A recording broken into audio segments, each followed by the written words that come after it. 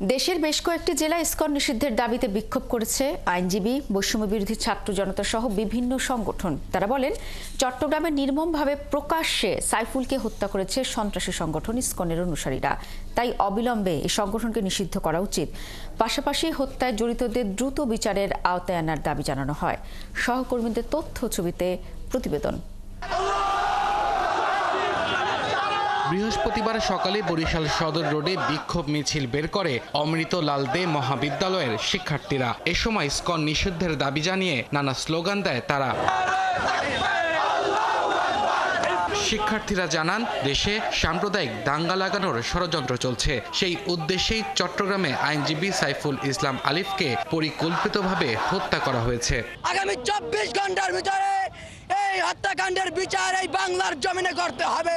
মৌলভীবাজারে ISKCON নিষিদ্ধের দাবিতে বিক্ষোভ মিছিল করে বৈষম্য বিরোধী ছাত্র জনতা। শহরের প্রেস ক্লাব মোড় থেকে মিছিলটি বের হয়ে শহরের বিভিন্ন পয়েন্ট ঘুরে চৌমুহনীতে এসে শেষ হয়।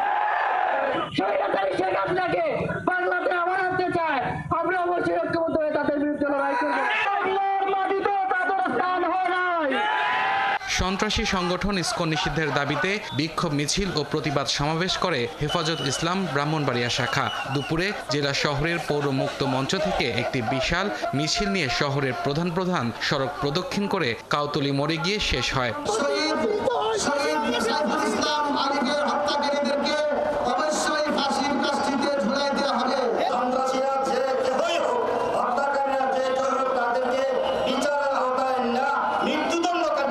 ইসকনকে নিষিদ্ধের দাবিতে মানববন্ধন করে নড়াইল জেলা জাতীয়তাবাদী আইনজীবী ফোরাম। সাইফুল হত্যাকাণ্ডের সুষ্ঠু বিচার না হওয়া পর্যন্ত আইনজীবীদের পক্ষ থেকে পুরো দেশে আন্দোলন অব্যাহত রাখার আহ্বান জানান তারা। যারা প্রকৃতপক্ষে অপরাধী তাদের বিরুদ্ধে শাস্তিমূলক এবং দৃষ্টান্তমূলক ব্যবস্থা গ্রহণ করা হোক। বিশ্বজিৎকে নির্মমভাবে হত্যা করেছে, কিন্তু সেদিন কোনো কথা হয়নি।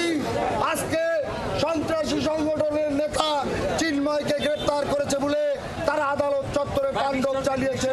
আইনজীবী সাইফুল ইসলাম হত্যার বিচারের দাবিতে মানববন্ধন করে রাঙামাটি আইনজীবীরা। সকালে জেলা আদালত ভবনের মূল ফটকের সামনে তারা মানববন্ধন করে।